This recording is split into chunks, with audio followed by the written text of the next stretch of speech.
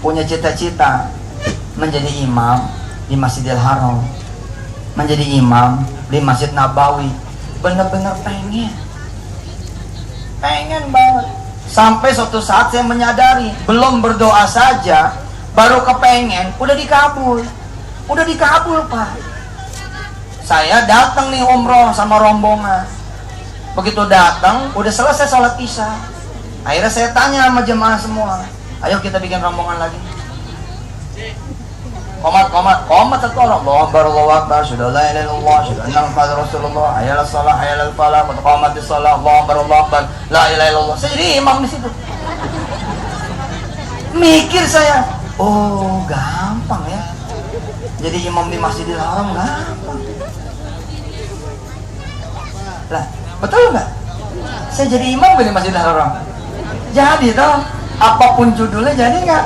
Jadi. Bismillahirrahmanirrahim. Masya Allah, Masjidil Haram. Anda nggak boleh bicara, ya itu kan cuma sama jemaah ente. Enggak.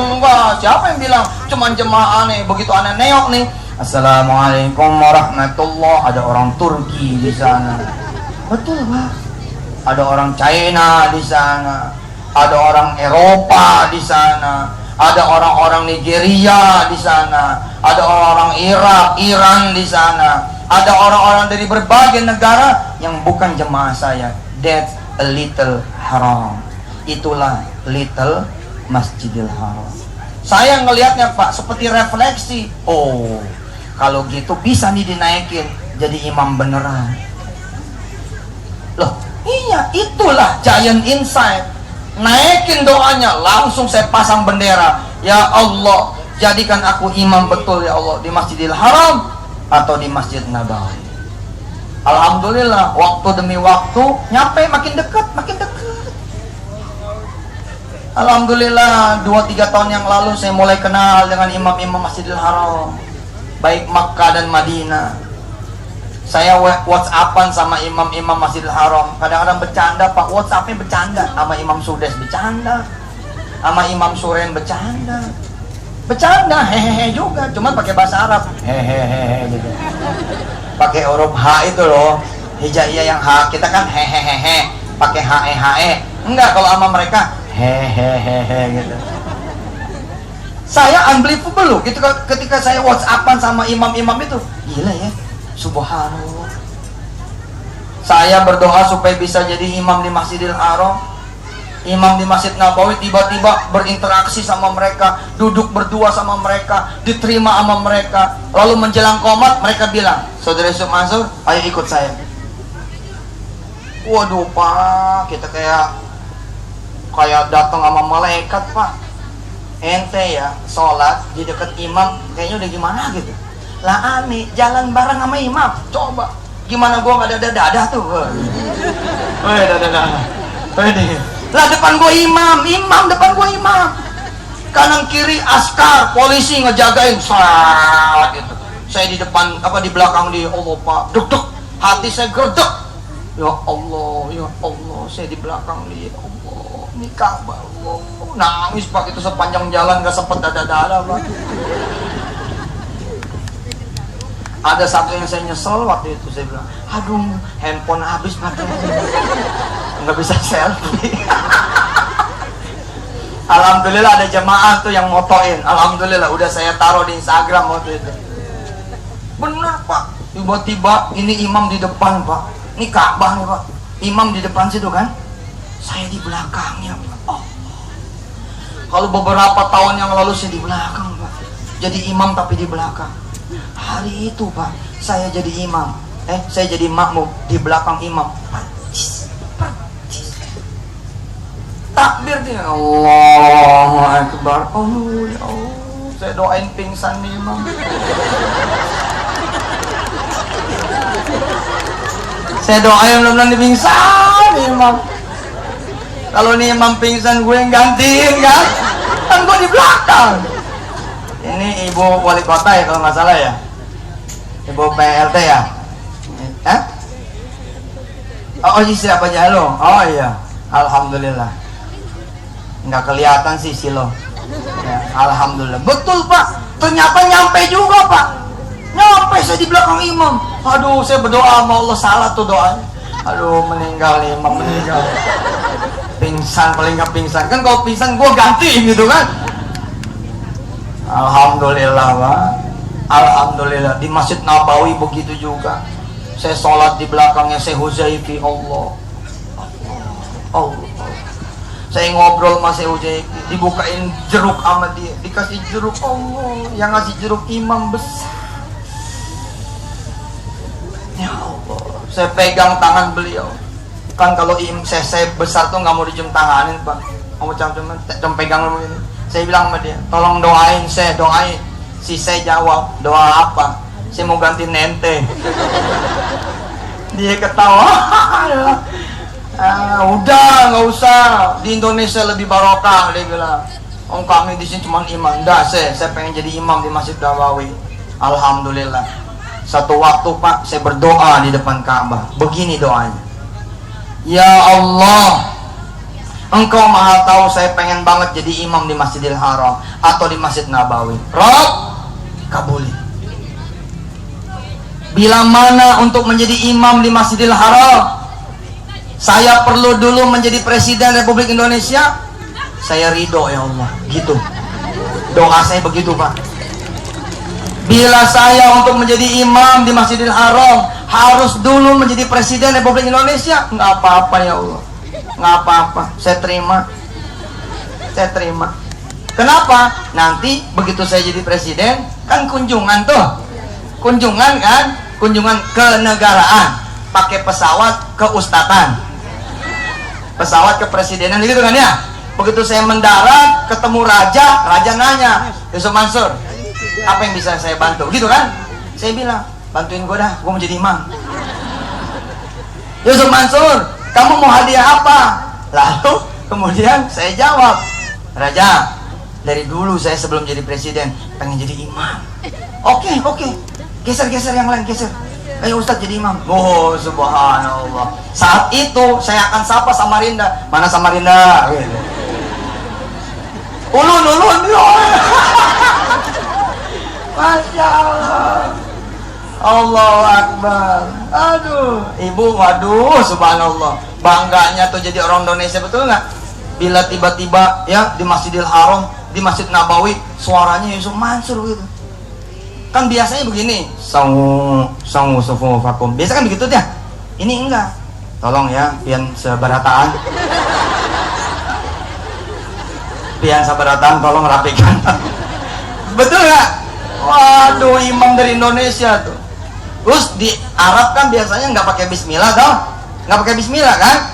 Alhamdulillahirabbil alamin. Ini karena imamnya dari Indonesia dan Yusuf Mansur, bismillah kita.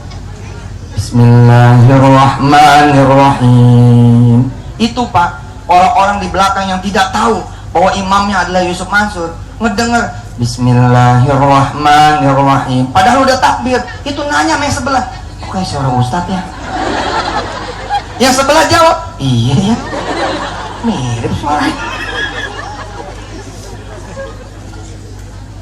Ibu bapak yang dirahmati Allah, setahun yang lalu 2014, 2 tahun yang lalu berarti ya, sekarang kan sudah 2016. 2 tahun yang lalu, alhamdulillah, doa saya sudah dikabul Allah sebelum lagi saya menjadi presiden.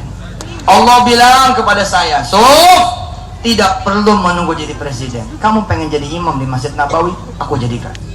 Kenapa? Karena itu masjid bukan punya orang Arab. Masjid itu adalah punyaku. Suka-suka aku ngasih siapa tempat imam kepada siapa yang aku kehendaki. Ini berita gembira buat Indonesia. Alhamdulillah. Sejak 2014 saya diperbolehkan menjadi imam di Masjid Nabawi.